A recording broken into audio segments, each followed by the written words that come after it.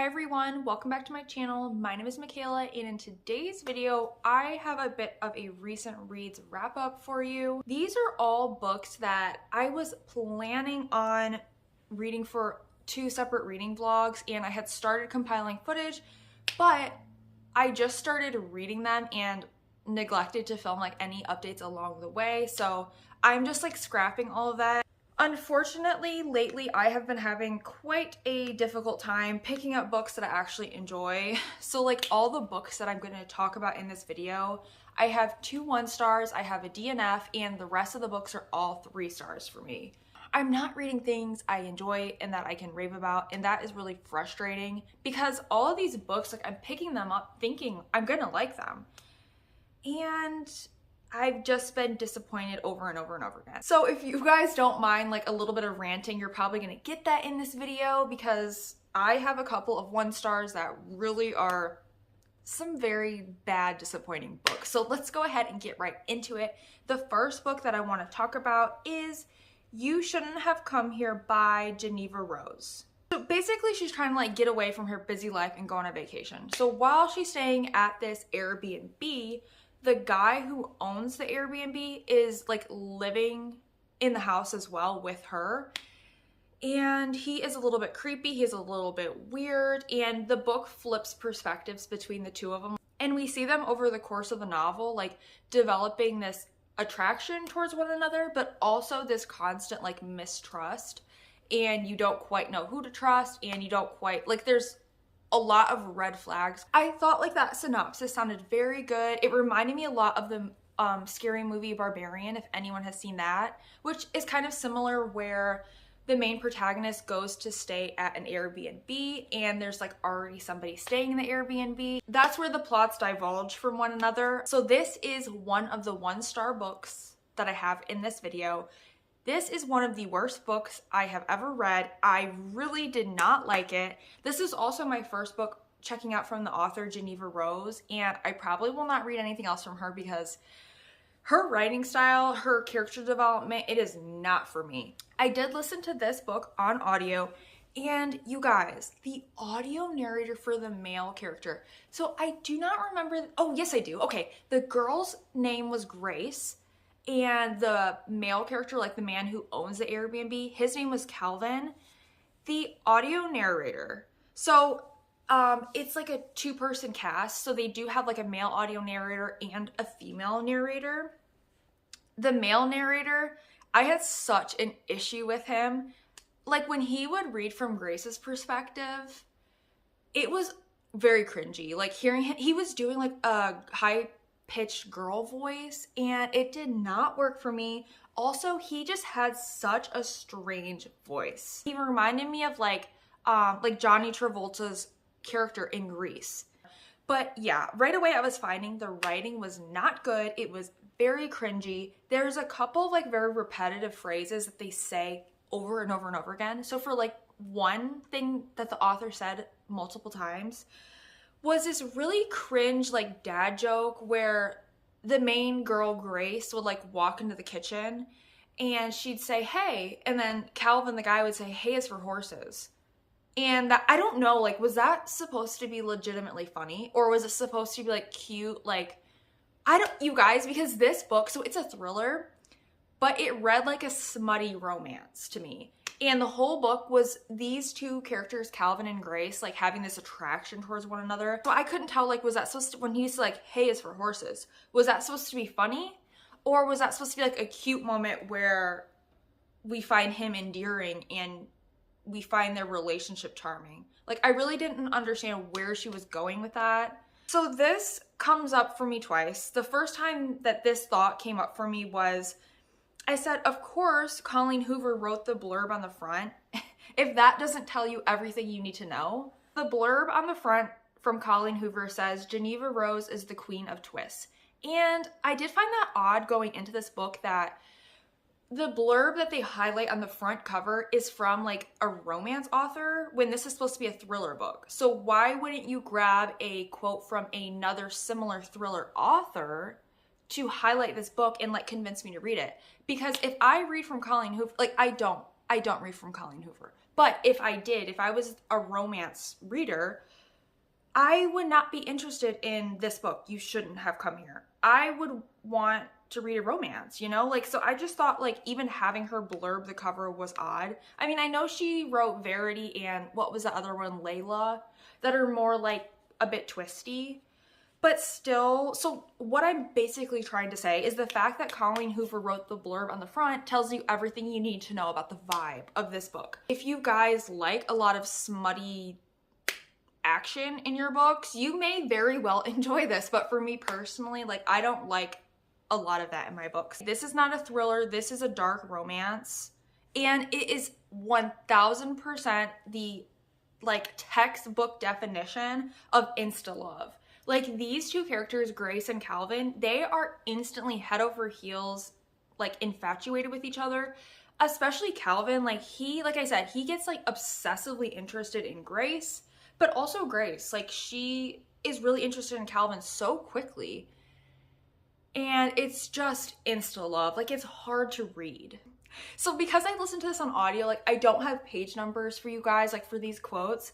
But this quote, so Calvin says, and I quote, "She had definitely put some of that black stuff on her lashes." And my thought was, like, does he seriously not know the word for mascara? Like, come on. I feel like, you know, men have to know what mascara is, right? Come on. Like, he doesn't know what mascara is. That was so cheesy and weird to me. And this was another weird quote for me. This is again from Calvin's perspective, and he was talking about Grace and how she's, like, traveling on her own. She's going on this vacation by herself. And somebody was like, don't you think that's weird? Because there's another character in the book who loves Calvin. She's obsessed with him, and she does not like Grace because she thinks Grace is going to come steal her guy. So this character is very suspicious of Grace, and she's trying to, like, plant this seed in Calvin's head that Grace is weird, something's wrong with her. Why is she here? Like, in this middle of nowhere Airbnb. She wants to go on vacation. Why would she choose this place, you know? So she's planting that seed in his head. So this is what Calvin says. He says, lots of women do that, all a part of that feminist movement. I just found that weird. I found that weird. The feminist movement is about women traveling on vacation by themselves. I don't know. It read odd to me. It was an oddly worded and phrased statement that took me out of the story. Another thought I had was, so I always feel like no matter what you hear about a book, like if you hear me give a book like a terrible rating, or if you hear anyone give a book like a terrible review, I still think that you should take that review with a grain of salt and try out the book for yourself. But this book is like one of those very few exceptions where I really think this book is so bad that I don't think anyone should read this. The writing was just constantly giving me secondhand embarrassment, and it's just so repetitive and strange. Like, honestly, I do not think that anyone should read this book. One comparison I could say is Calvin definitely does give Joe from You vibes. So if you... I don't want to compare them though, because I feel like You is a very well-written book and Joe was a very well-written character. And Calvin, I don't want to compare them because I don't think that Geneva Rose, the author, writes in the same way as what Carolyn Kepnes of You. And I don't want to compare them and say like, oh, if you like Joe from You and you like that series, like you would like this, because I don't think they're on the same level at all. But I just want to say, like, those characters kind of gave me similar vibes. This quote was insane to me. So I said, like, it was kind of funny for me listening to this because of how bad it was. Like, it was so cheesy and ridiculous that I could not stop laughing. So this quote is the perfect example of that. So this is Calvin saying this, and he says, "She was everything, and she was nothing, which made her the perfect amount of something." Like, what does that even mean? She was everything and she was nothing, which made her the perfect amount of something. Like, that is legitimately word for word a quote within this book. If that doesn't convince you guys not to read this and that the writing is bad and cringy, because that is just the tip of the iceberg, okay? Oh my god, oh my god, oh my god, oh my god. Okay, so here is me circling back to that Colleen Hoover thing I said I had, that was my first Colleen Hoover like thought. Here's another Colleen Hoover thought, okay? Oh my God. So this is a quote in this book and it is so bad, you guys. This quote is so bad. Okay, let me collect myself. All right, so this is not Calvin saying this. Calvin has a bunch of like cowboy friends, you know, like Southern, like country boy friends. And this is like one of his friends says this quote one day when they're like out at the bar or something with Grace. So listen to this quote, okay? I've been reading a lot of them Colleen Hoover romance books while I've been working speed traps. Ain't no one getting tickets, but I'm learning a lot. And that lady sure can make me cry. I've been reading a lot of them Colleen Hoover romance books. Ain't no one getting tickets, but I'm learning a lot. And that lady sure can make me cry. You guys, come on. He's learning romance from Colleen Hoover. The queen of the toxic romance. Like, please no one date this man if he is learning romance tips from Colleen Hoover. Okay, let me not get low-key offended by this. Like, this is supposed to be funny. It's supposed to be upbeat. I don't know, you guys. Oh my God. He's not working his speed traps because he's reading Colleen Hoover books and they're making him cry. The thought of this Southern man reading Colleen Hoover in his police vehicle crying. You guys, oh God, let me not alienate any viewers out there who might love Colleen Hoover and read romance. I just do not like Colleen Hoover. Ugly Love was one of the most offensive, problematic books I've ever read in my entire life. And I know I've read some Colleen Hoover books in my past younger days before then that I probably did not find problematic, but after reading Ugly Love, I swore her off. That book is so toxic, you guys. It is gross. Gross. That quote was a thing. Another super repetitive thing that they said over and over in the book was Calvin would honestly refer to Grace like 8 times throughout the book as, well, he would say like, he would describe her and then he would say those blue, blue eyes. And he would say blue, blue twice. So I'm telling you guys, like, I wish I could have done like a word search and seen how many times it comes repeated in this book, him saying those blue, blue eyes. But it just takes you out of the story when an author is like incredibly repetitive in their writing like that, especially a line like that that's very like, it's odd, it stands out. So when you say it over and over again, you really notice it and key into it and it takes you out of the story. You guys, how did this book get published? That's what I want to know, because we literally had in this year of 2023, we had in this book, I let out the breath I didn't know I was holding. Authors, it is the year 2023. We do not need to be saying, I let out the breath I did not know I was holding anymore, okay? We left that behind in the 2010s. We are not resurrecting it. We are leaving it in our past. It is done. I do not understand Geneva Rose. I don't understand her editor, you know? Like the person who okayed this to be published and let all of these crazy things like fly and let some of these crazy quotes like make it through to the finished draft, you know? So let's say that writing doesn't matter to you guys. Let's say like you don't mind a super cringe book. You don't care if it's badly written. Like you just want to go in for a good time, a quick paced, whatever time, you know?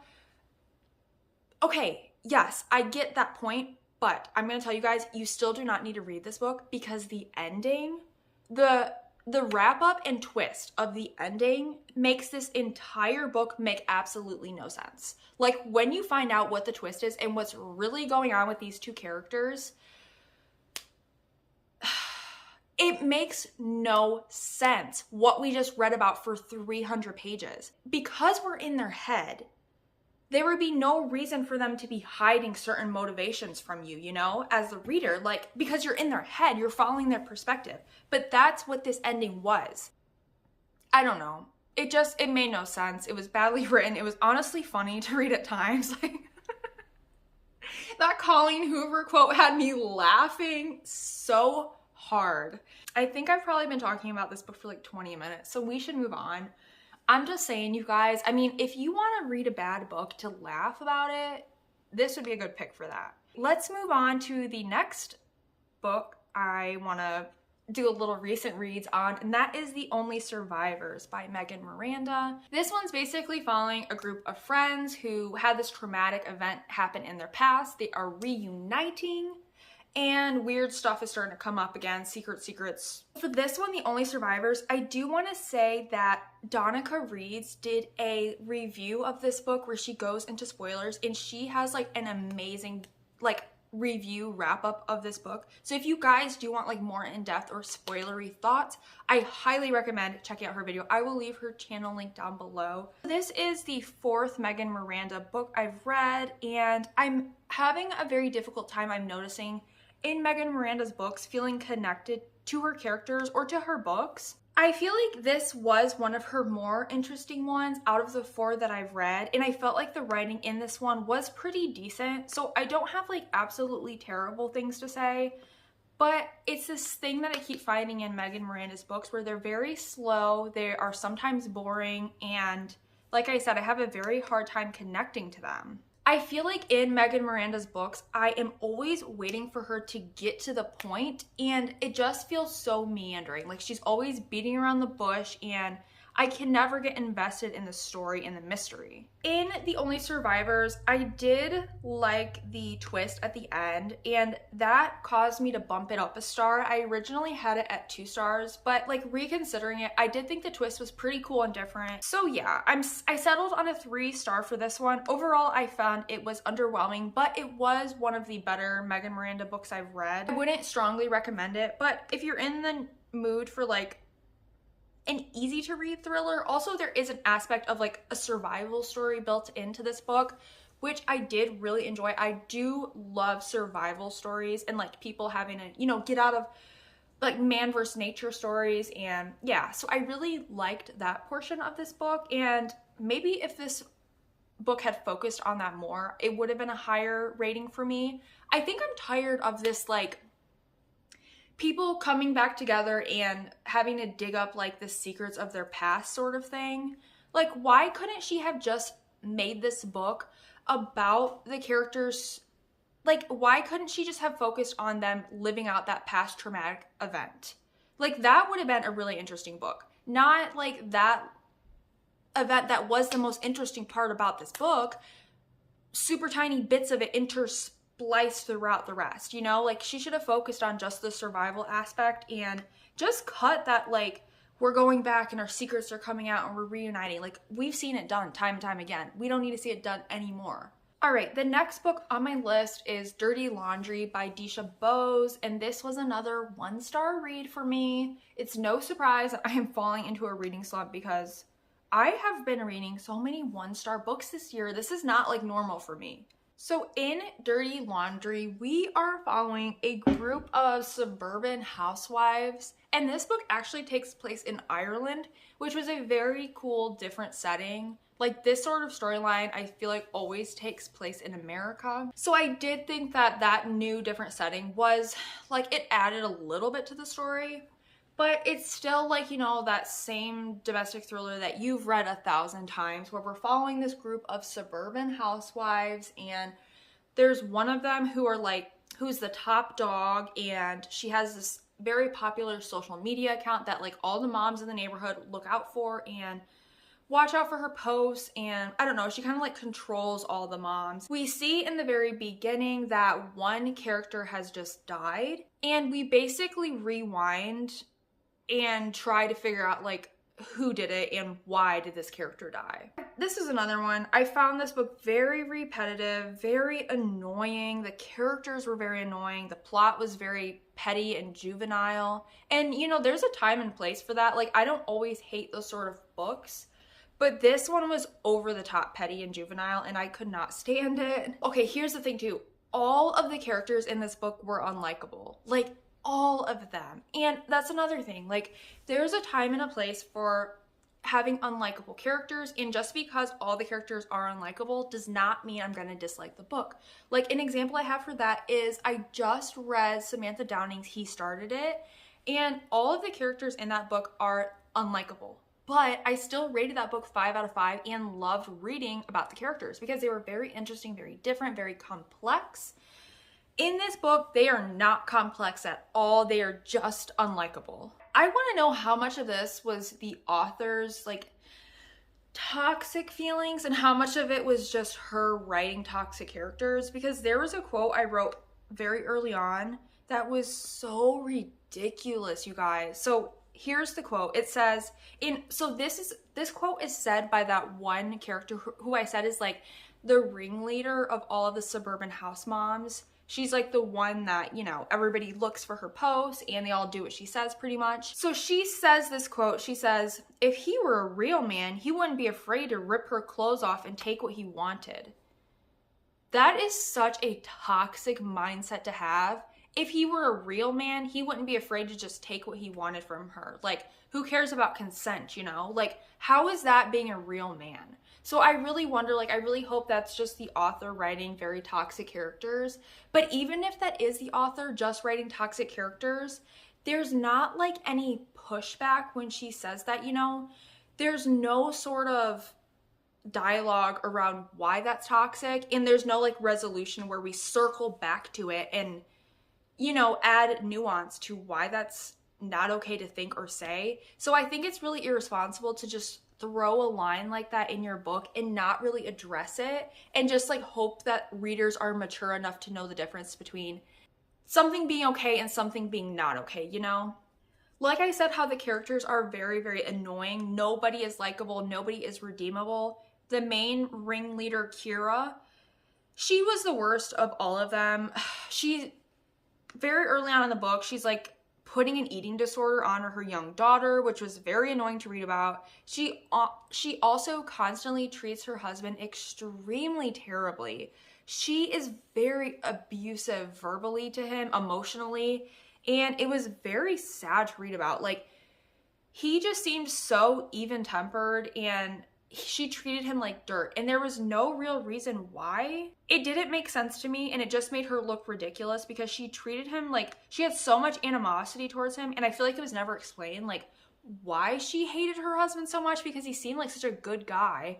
And just watching her being verbally and mental and emotionally abusive to him throughout the entire book was really disheartening to read. This story also made me think of how bleak like suburban life is, and how sad and repetitive, and like everyone hating each other and hating themselves. At times, I felt like this book was very bleak because it just, these women, it's like, what are they living for, you know? They're living for checking their social media accounts and gossiping, and it was just very sad. Everybody is so shallow and petty.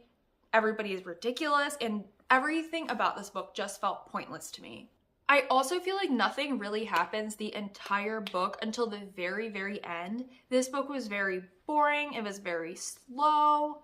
There's a lot of backstory and petty drama that just was so unnecessary to me. Like I said, there is a place for that sort of stuff. This, to me, did not do it well. There's also a bit of a plot line in this book where the way that a character figures out that her husband is having an affair with another woman is by her finding feet pics on her husband's phone. And if that sounds ridiculous to you guys, then you honestly have a really good idea of what you're getting into with this one. When I got to the ending, I was really frustrated because I thought the only people who face repercussions for their actions in this book is the women. It's like all the men in this book who are cheating or abusive, they get off free and get to enjoy their lives, and the only ones who face consequences is women. So I really did not like that as well. I just didn't get the point. Like, what was this author trying to do? Was she just trying to tell like a fun, whatever messy storyline that takes you out of your life and it's like escapism? Because I can't see that being I can't see that working, because you don't want to escape into this world. It's very bleak, it's petty, it's annoying, it's juvenile. It's gonna annoy you. I promise you. And it's just frustrating when we get to the end and the only people who, you know, have to face up to the bad things they did is the women characters. And the husbands are all fine to keep on doing all the bad things that they were doing, and they get taken back by their wives and it's all good, we're fine, good to go. Like, no, that's not right. Also, I have to say, I listened to this one on audio, and the audio narrator, as she's narrating, there's a lot of like background noise of her sniffing. So like she would read a line and they go like that, and it was very, very, very distracting. So if you guys were still gonna pick up this book, I really would recommend not picking it up on audio, because it's very distracting when the audio narrator is constantly like making that noise, you know? I felt like that was something like I didn't understand why they didn't edit that out. Okay, the next book on my list is The Haunting of Alejandra by V. Castro, and this book was a 3-star for me. I read this book in one day, and so it was like a very quick read for me, but I thought I would like it a lot more than I did. I absolutely adored Goddess of Filth by V. Castro. That book is excellent. It was so well written and powerful, such like a strong feminist, like female rage story. And if you guys have not read Goddess of Filth, I highly, highly, highly recommend. So I was very excited to read The Haunting of Alejandra. I thought I would like it, but there's a lot of things I did not like about this book that brought my rating down to just a 3-star. So in this book, we are pretty much following a woman who, she's like being gaslit by her husband pretty much, because she's a stay-at-home mom and he's a working husband, and she's definitely facing like depression. She's facing depression from being a mother and, you know, always being at home and being the caretaker and not getting any support from her husband. And she's constantly being gaslit by him, because he's telling her, oh, you have such a good life, you should be grateful, you're so lucky you get to stay home all day and I go out and do work and you get to stay home. Isn't it so great? And all these weird, creepy things, paranormal things are starting to happen to her, but she doesn't know, like, is this really happening, or is it like my husband's gaslighting me, you know? So I don't know if this is really happening or not. There's also flashbacks in this book where we see Alejandra's family like over the course of time. So a huge theme in this book is generational trauma. So we see a lot of women throughout her family in the past, and definitely trauma that has been passed down throughout the women in her family. There is a lot of themes in this book that have to do with assault on women. There were themes in this book that I did like seeing explored. So there is a lot of discussion around motherhood, around forced like religious assimilation and cultural assimilation, and the generational repercussions of that.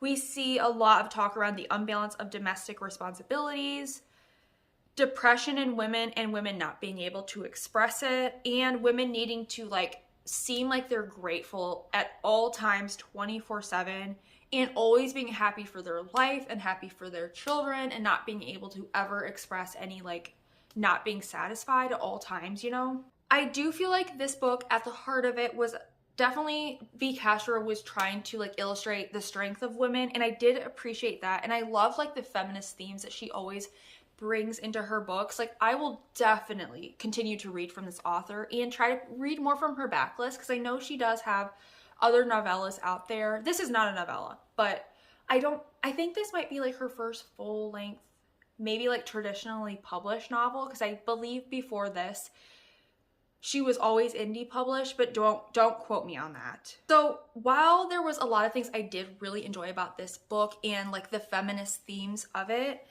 there's other aspects of it that did not work for me. So there's a lot of sections in this book where we see our main character Alejandra going to therapy, which was awesome. Like, I love that, because, you know, like I said, she's suffering depression very clearly. She's suffering mental health issues throughout the beginning of this book, and we see her husband like gaslighting her terribly. So I'm glad that therapy was introduced in the book, and we see the character going to therapy. However, these sections were very tedious to read. It was very self-helpy at times. It was a lot of info dumping and a lot of telling and not showing. I really struggle with the fact that, like, instead of the author integrating the themes of, like, what the therapist was saying, because we'd be in these therapy sessions and it would be so self-helpy where the therapist is giving these, like, long monologues, you know? And instead of the author integrating those themes and morals, like, into the novel, it just felt like she was shoving a script at the readers. And then I started to feel like that kind of, like, continued over the course of the novel, where it became very sentimental. The book became very sentimental, and that's just not really my taste. It kind of felt a bit to me like a cozy witch story at times, where I know, like, if you guys watched my wrap up, my April wrap up, you've seen me talk about like a few witch books that I said I have a hard time with witch books because I don't like these like sentimental, like, breaking the curse and love and family, and I don't know. That's kind of what I was getting from this at times when I'm saying like it was very sentimental for me. I do want to say too, like, I think this is marketed as horror, and I would definitely say, like, do not go into this expecting it to be horror. Well, do not go into it expecting it to be horror in the traditional sense, because it is a very bleak and heavy read, but that comes down to a lot of the trigger warnings we see, where a lot of this book is based around like women's trauma and women's pain and generational trauma and assault on women. Those are the horror aspects. I wouldn't say there's a lot of horror around like the paranormal aspect, which I think I definitely was expecting a lot more of. Yeah, some of the bits just felt very cheesy to me. Like this generational curse that is in Alejandra's family. Oh, you guys, I don't know. Like, I really think it's a me thing where it's just too sentimental for me. Like, there's this whole thing about this curse and like love and family, and like there's this quote that really triggered me because it was just too much for me. Like, ugh.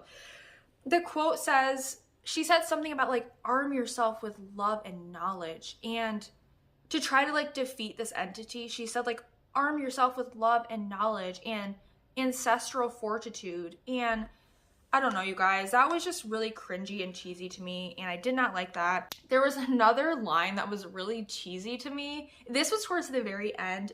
It was just a quick sentence. It just said, it radiated gamma ray hatred. That made me laugh because that was just a big no for me. Like, just that phrasing, that sentence structure, those adjectives together, it radiated gamma ray hatred. I don't know, that took me out of the story. That just felt cheesy, and I don't know, there is a chapter towards the end that does, so I know like a lot of people, when they describe the plot of this book, they pitch it as having to do with the legend of La Llorona.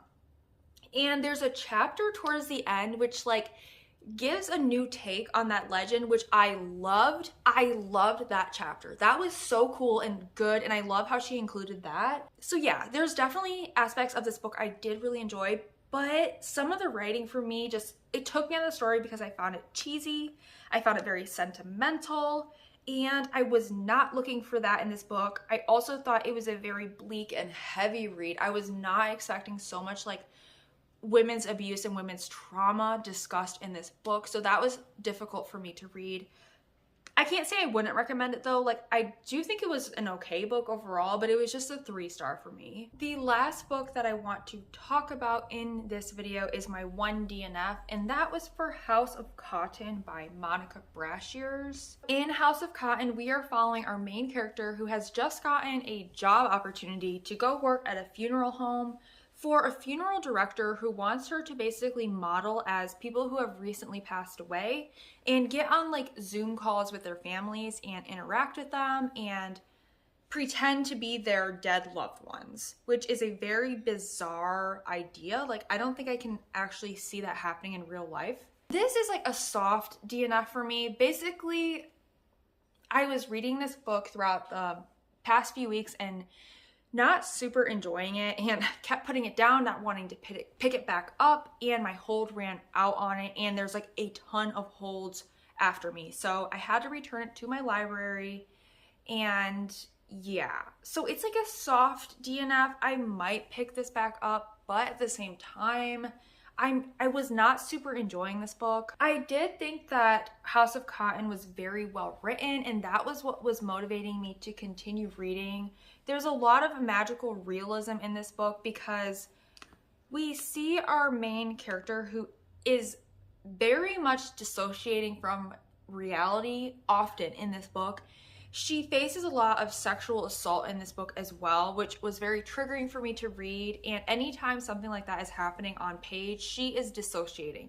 And it reads like magical realism, which I do like. I do enjoy magical realism. And like I said, I really loved the writing. So I was enjoying those aspects. I also thought that the audio narrator was very good in this book. I loved her narration. However, what was getting me with this book and why I did not like it was I felt like there was a gratuitous amount of sex in this book, which just is not my taste.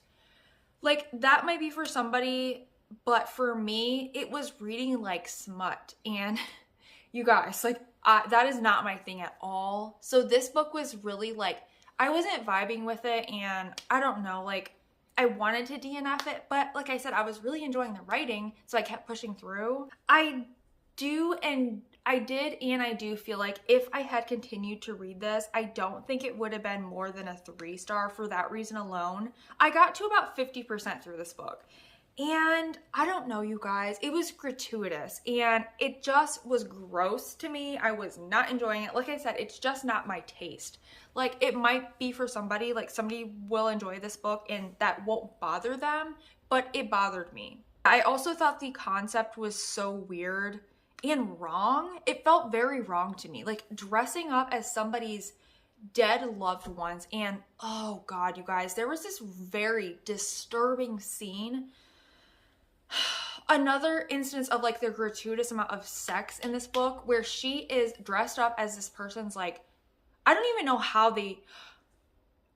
remember how this person like knew the dead person, but they did something disgusting on the Zoom call as she's like dressed up, and they're all watching it happening. Like the funeral director guy and the girl who like does her makeup and does her transformations, they're all watching this and they're all fine with it and letting it go on. It was disgusting. I wanted to DNF that book right then. There are things I liked about this book. I felt like it was very real. I felt like a lot of the content felt very real to me around the social issues. Like, our main character is dealing with an unplanned pregnancy, a lot of sexual assault, also like the desperation of somebody who is living in poverty and what they have to do in the very few options that they have, and how when you're in that situation, you can be very easily manipulated and forced into doing sketchy things that you would not otherwise do, which is pretty much why she ends up taking this job. Like, she doesn't feel good about it. She doesn't want to, but she feels like she has to because her landlord is a despicable human being and she needs the money. So it's really sad, and I felt like those aspects were very real. I got to over 50% in, and like I said, I was enjoying the writing. I will definitely pick up more from this author in the future because I loved her writing style. And like I said, I may come back to this book at a later date, but for now, I'm not sad about DNFing it and having to return it to the library because I was being very triggered by it.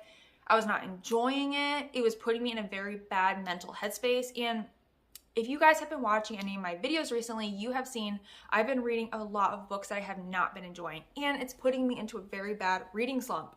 So I do not need to be reading books that are triggering to me and that I'm not enjoying. So like, DNFing this book was protecting my mental health, and I'm totally okay with that. So I'm not too upset by, not finishing that one. Those are all the books that I wanted to talk about in this video. Like I said, I wanted this to be a vlog initially, and I was filming a couple updates, but then I just kept reading and not filming any of my updates. So I just decided to do a quick little, like recent reads wrap up and give you guys some thoughts on what I've been reading lately. Nothing good. I have not been reading anything good, very sadly. These are all new releases in this video as well, so I would be very interested to know if you guys are going to pick up any of these books, if you have picked up any of these books, and what you thought about them. I would say the best one that I would recommend is The Haunting of Alejandra. That one does have elements that I did enjoy, but overall, like, it wasn't a favorite for me. I wanted more from it. So yeah, if you guys are going to pick up any of these books, let me know what you think about them. But other than that, thank you so much for watching, and I will see you in my next video.